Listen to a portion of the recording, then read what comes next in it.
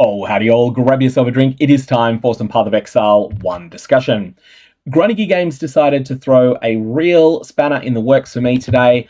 I had put out my day 2 teaser video for patch 3.28. I thought that everything that they were going to say today was going to be in that first video. I was wrong. Grungy Games decided to come along with a second piece of news, and it's a massive, massive bombshell. Now, if you haven't seen the first day 2 video, I'll put a link to it on screen at the end. There's no reason to watch them in any particular order. Just the other video is talking about the potential that one or more of the ascendancies from the Freesia event might be coming core in 3.28. We don't know the mechanics of that yet, but there's a bit of speculation on that in the other video. This news, though, is talking about what will happen when the Keepers League ends. But mostly, it's about the future of Breach, because this is something that I was not expecting. I was expecting that given the lukewarm reception that patch 3.27 had, at least amongst the most enfranchised section of the POE 1 player base, I was thinking we were going to see a step back from some of the changes made in Keepers League. Specifically, I was expecting we would see the new versions of Unstable Breaches. So that's the breaches that were introduced in 3.27, where you kill monsters in a circle, you charge up to a boss encounter, and then depending on your luck, that boss is either going to be a unique monster, or it's going to be a pack of 5 or 6 rare monsters. I was expecting those would stay, they would replace the old breaches. I was expecting the old breach stones would be gone, they'd be replaced by hive brain glands, and that was pretty much it. I wasn't really expecting to see the fortress mechanics or Islet play any substantial role going forward. It's not that these were bad mechanics, it's that they were just done so to death in 3.27. Somewhere, when 3.27 was being planned, Grungy Games made a decision that ended up transforming the league. And that was that they made it so that the Hive Breach encounters, the ones where you defend Islet inside a map, that they would be extremely common.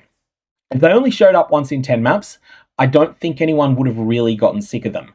They'd just be interesting, a little bit different when they showed up, and they'd be rare enough that you'd probably do some of them when they did. Instead, players just got really burnt out on this mechanic. It was a mechanic that was fun a dozen times, maybe even 20, but that ended up hitting some sort of limit around the 50th time you did it, and by the 100th, you were just really sick of it. So I wasn't expecting it to be centered going forward. I was expecting it to probably go away.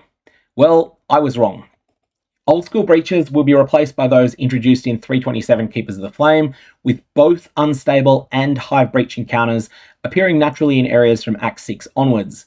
There will be the usual Scarab and Atlas tree support for a core league mechanic, including the ability to control what type of breach encounter appears in your maps, if you have a preference one way or another. Well, I think that the overwhelming preference that most people will have will be to turn off the hive breach encounters, because the in-map or Aleth events, they just end up being intrusive and annoying. If we can't have them in moderation, most people are going to elect not to have them at all. And that's why I expect is going to end up being the way that this plays out in practice. So between the point where I recorded this video and I started editing it, I realized on Reddit there was a little bit of confusion over what the word control here means. And the more I thought about it, the more I realized, actually, this is perfectly reasonable confusion, because the word control doesn't have only one meaning.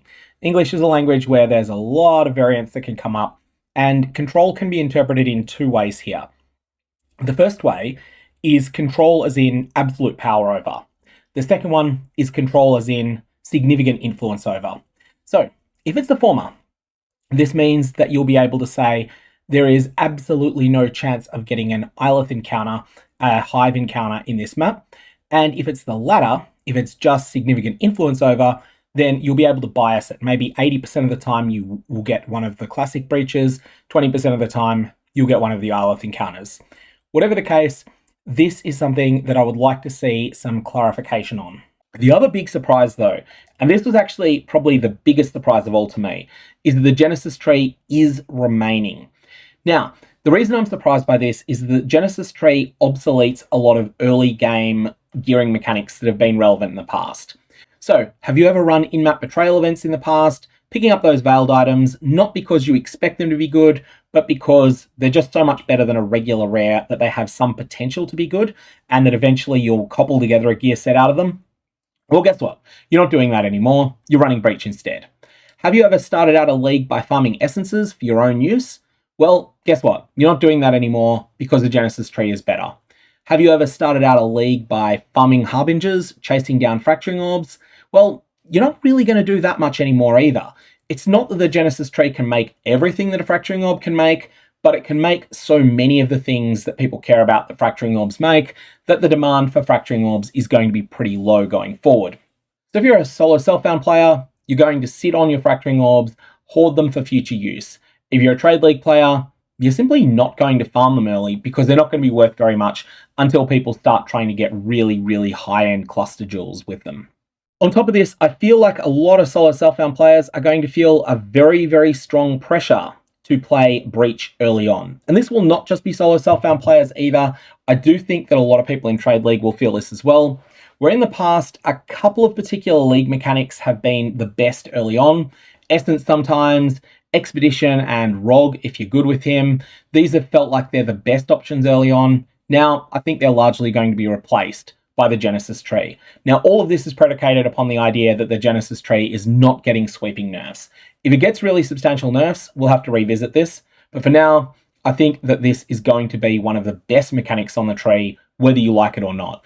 And so 3.28 might end up being a breach-heavy league for people that are playing either in solo self-found or for people that see themselves as a trade league pioneer. On top of that, there's a few other things that are happening when the league ends. So the league is going to be ending on the 2nd of March at 1 p.m. PST. And if you need to see that in your own time zone, so for me, it's 8 a.m. the next day, you can see that by clicking on the Grinding Gear Games link, which I'll put a link to down in the description below. At this point, everything related to Grafts is going away. Currently equipped Grafts, deleted. Growing womb gifts, these are the ones that create Grafts, deleted. Implant currencies, these are the currencies that modify Grafts, deleted.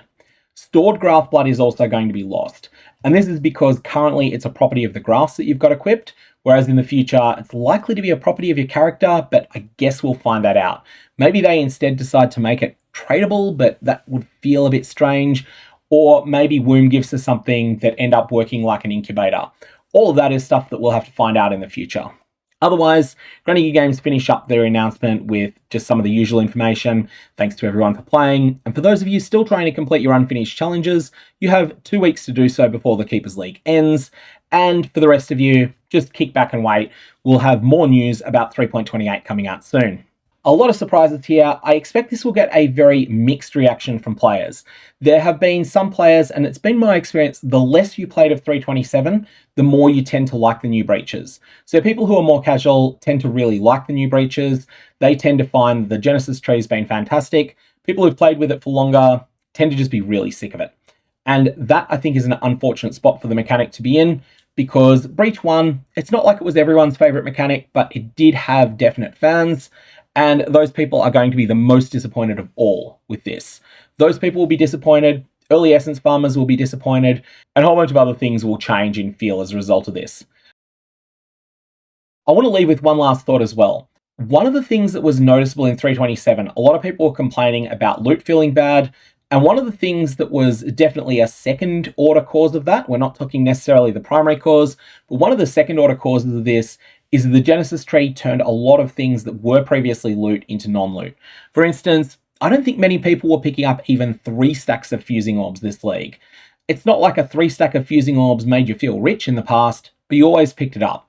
This league, fusing orbs had much less utility than normal, and that's because the tree allowed you to circumvent their use.